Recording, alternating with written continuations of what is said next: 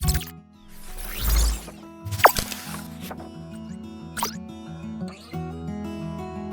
ini kami akan menjelaskan anatomi organ reproduksi betina. Organ reproduksi betina dibagi menjadi dua bagian, yaitu bagian primer berupa ovarium dan bagian sekunder berupa ovida.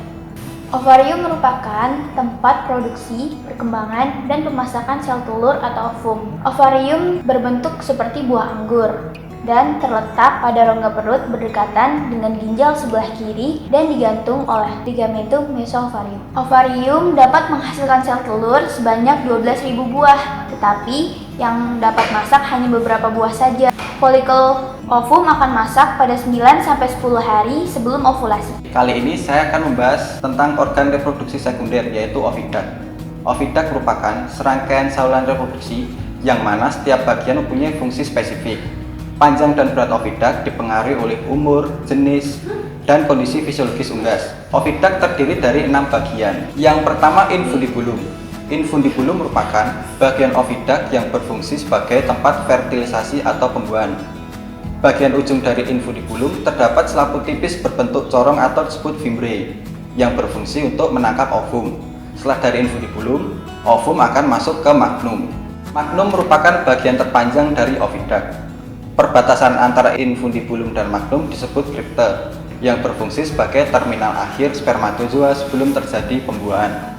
Magnum berfungsi sebagai mensekresikan albumen atau putih telur serta terjadi pembentukan kalazae.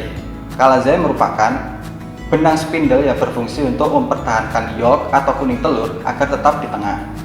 Magnum tersusun dari glandula tubuler yang sangat sensibel. Setelah dari magnum, telur akan masuk ke isthmus. Isthmus merupakan bagian ovidak yang berfungsi mensekresikan kerabang tipis atau membran sel. Isthmus yang berdekatan dengan magnum memiliki ciri khusus berwarna putih dan 4 cm terakhir berwarna kemerahan karena mengandung banyak pembuluh darah. Uterus merupakan bagian ovidak yang berfungsi untuk membentuk kerabang atau cangkang telur. Pada uterus terjadi 3 proses, yaitu plumping, mineralisasi, dan pigmentasi. Proses plumping merupakan suatu proses penyerapan air dan pembentukan kerabang. Mineralisasi merupakan suatu proses penambahan mineral agar cangkang telur bisa menjadi lebih kuat. Lalu yang terakhir ada pigmentasi. Pigmentasi merupakan suatu proses pewarnaan kerabang telur yang ditentukan oleh beberapa zat, antara lain melanin pemberi warna putih, contohnya pada telur burung dara, porfirin berwarna coklat, contohnya pada ayam layer. Yang ketiga ada euporfirin, yaitu pemberi variasi bercak coklat, pada contohnya itu pada burung puyuh. Dan yang terakhir itu ada ocean blue, contohnya pada telur bebek. Pigmen kerabang telur pada beberapa bangsa unggas dipengaruhi oleh faktor genetik. Selanjutnya, telur akan mengalami ovoposition di dalam vagina.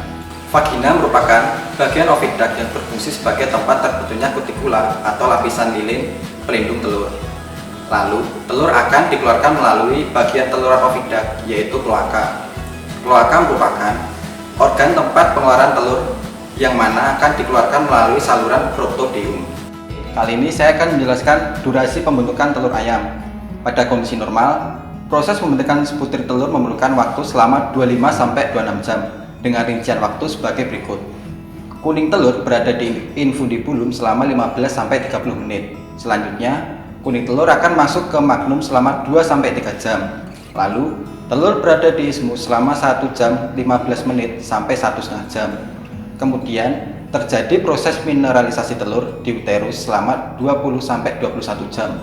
Dan yang terakhir, telur melewati vagina dengan cepat sekitar 3-5 menit. Sehingga total waktu yang dibutuhkan untuk pembentukan sebutir telur yaitu 25-26 jam. Ovulasi merupakan proses ketika sel telur yang telah masak dikeluarkan dari ovarium dan masuk ke tuba falopi untuk dibuahi. Pada saat ovum masak, maka stigma akan robek sehingga terjadi ovulasi.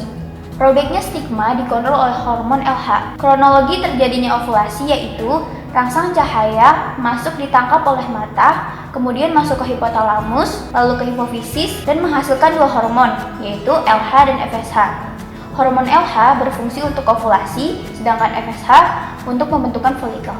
Fetologenesis merupakan proses penyusunan lemak yang kemudian dikirim oleh darah menuju ovarium sebagai bahan dasar proses folikulogenesis untuk menghasilkan telur. Kali ini kami akan menjelaskan berat berbagai macam telur unggas. Yang pertama, telur burung merpati memiliki berat 8-10 gram dengan waktu tetas 16-17 hari. Yang kedua, telur burung puyuh memiliki berat 10-12 gram dengan waktu tetas 16-17 hari. Yang ketiga, telur ayam kampung memiliki berat 40-45 gram dengan waktu tetas 21 hari. Yang keempat, telur ayam layer memiliki berat 60-63 gram dengan waktu tetas 21 hari. Yang kelima, telur bebek memiliki berat 70-75 gram dengan waktu tetas 28 hari. Yang keenam, telur angsa memiliki berat 130-140 gram menetas pada 35 hari. Dan yang ketujuh, telur burung unta memiliki berat 1,5 kg menetas pada 40-42 hari. Dan yang ke-8, telur kalkun memiliki berat 60-80 gram menetas pada 28 hari.